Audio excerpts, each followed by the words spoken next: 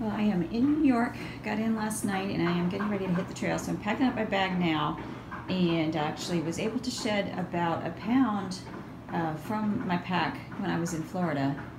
I made the decision that I've been thinking about for a very long time to ditch the brain from my pack. I wasn't sure what I would put the things that I carry in the brain in and where I put it in my pack, but I found this really lightweight, it's less than an ounce, little packet cube that I can put those things in and stick it right in the top of my pack next to my food bags. I think that's going to work out pretty well and save me a few ounces. And then I also let go of my town dress, which I love, but it was 7 ounces and only got worn when I was in town. So I let that go along with just a couple of other little toiletry items, tiny little things, but altogether it came to just under a pound. So my base weight now is 17 pounds, which is great, but I'm finding that my food is, 7, 8, 9, sometimes 10 pounds. So that's definitely the heaviest thing in my pack, plus the water. So I'm gonna do my best to make sure I'm not carrying more food than I need, but I haven't mastered that yet, still working on it. Before I head off to the train station to get back on the trail, I just wanted to share a little foot update with you. I want to thank everybody who's actually been sending well wishes for my feet, and a lot of you have asked whether I've seen a doctor or not, and I did see 2 doctors actually for the initial problems that I was having with my heel, and there was some debate as to whether it was plantar fasciitis or Achilles tendonitis, and finally reached the conclusion that it was the Achilles. And although I tried several different things to cure it, what has worked best is actually doing good stretches, and not just the typical lunge type stretches that the doctors prescribe, but doing downward dogs before I start hiking in the morning really helps to elongate all those muscles along the back of my leg and alleviates the pain. And so that heel pain on my right side has gotten much, much better. The second issue that I had recently when I was in Buena Vista was a tendon issue. And having broken my left foot last summer, I was pretty confident that I did not break it. And I thought if I give it, a few days of rest and it's not better, then I will go ahead and see a doctor, get an MRI or something. But the RICE prescription, which is rest, ice, compression, and elevation, did work. And my husband is also an emergency room nurse, and so I talked with him about it, and he consulted with some doctors that he works with, and so they confirmed that that's what I needed to do, and along with big doses of Aleve and or ibuprofen to keep the inflammation down. So that helped a lot, and once I started hiking again, that pain was a lot better.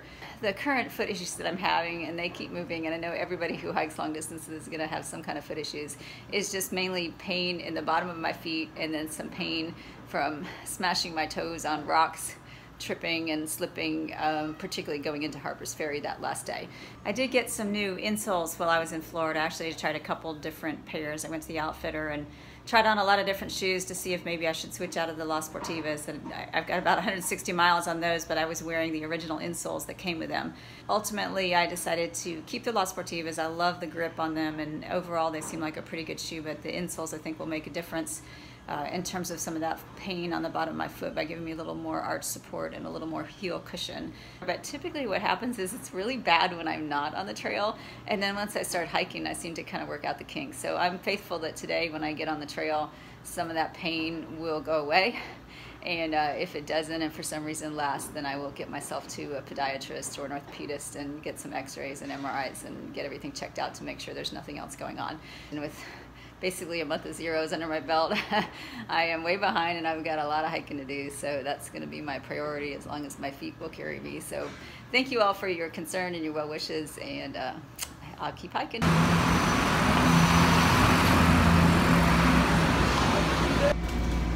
I am on my train. I was a little worried I might miss it because I was waiting for a Lyft driver and he did not show. Traffic was really bad, so I ended up walking from my hotel to Grand Central, which wasn't a big deal, and got here in plenty of time, so I'm chilling, drinking my coffee, and just getting my mindset ready to get back out on the trail. I'm excited about it. Well, I just got dropped off a little while ago right here by the Appalachian Trail train station at Native Landscapes, which is in that building right over there, and was hoping to buy fuel since I don't have any, but they were out, they're waiting on their order, and it won't be here till tomorrow, so I am out of luck in the fuel department. Although I do get a chance to see the AT train station here and have a nice lunch in the gazebo at Native Landscapes. This will be my starting point when I come back to head south after I hit Katahdin. So this is kind of cool to see. And if the timing works out right, I'll be able to get off, well, take a train to New York, visit with my daughter, and then come back here and start hiking. But for today, I'm going back this way, across the road, and heading to the Wiley shelter, which is not quite 6 miles. So it should be an easy afternoon, assuming that I don't get rained on. So welcome to New York, here I am. I met 2 other hikers, so I was having lunch at the gazebo there at Native Landscapes. It was the chemist and 3 socks. And a few other hikers walked in as I was getting ready to go. So I'm already seeing a lot more people than I was seeing down south. And as I'm walking through this field, I just heard a snake rustle by. I didn't see him, but I'm gonna have to watch my step, I guess. Well, I've hiked a little bit less than a mile, and I can safely say that it's pretty hot out here. It's, I don't know, I think it's gonna be close to 90 today, I'm not sure. But I'm very glad that, as you can see, I am not walking through a river of rocks.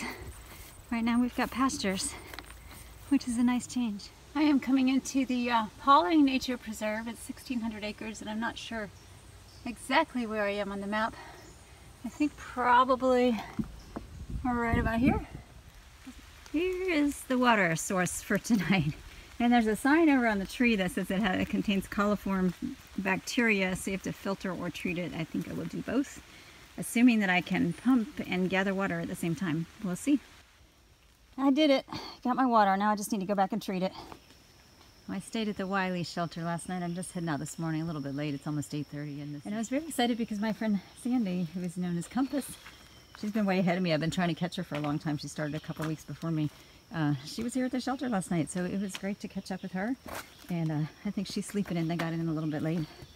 And I'm heading down the trail, doing about 12 miles today to Mount Algo shelter. And since I need fuel, I'm going to try to stop. I think there's a market about 5 miles in, and if that doesn't work, I'm going to go to Kent tomorrow to get some fuel. There's a nice little stream here, and I just crossed that bridge, which felt a little rickety and a little slippery, but it did the job, and I made it across. That's a little different. I've never seen a wall across a river, and it's topped with a wire. So I guess maybe that's private property and they just don't want anyone or anything to cross. Also by this wall here, and I've passed a lot of these in the past day and a half.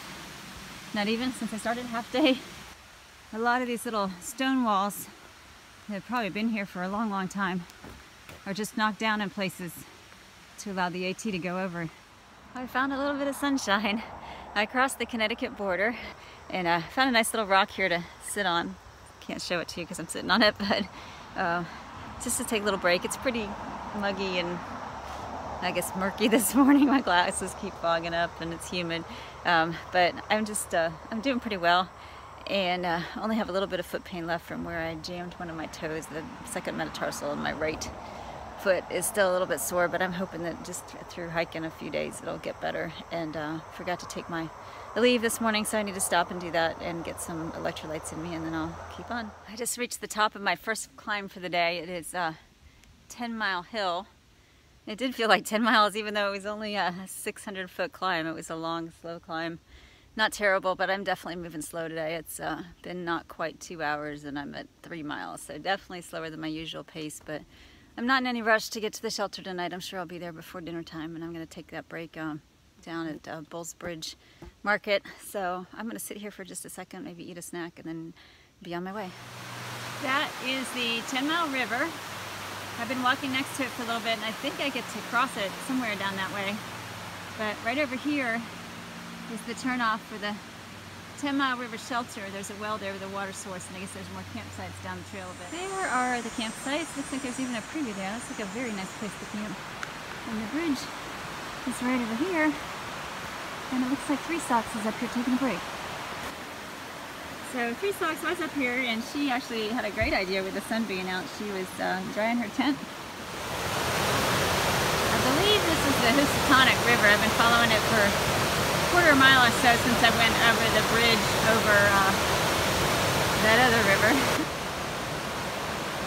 I get to cross this in a little while on Bulls Bridge, which is a 19th century covered bridge, so that should be an interesting thing to see. I am coming up here on Bull's Bridge. It's hard to get a good shot of it from here. Across the street, there's been a fair amount of traffic, but hopefully nobody will hit me.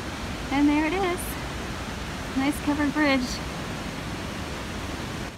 Get a slightly better view from this side, but unfortunately I really can't see the side of the bridge.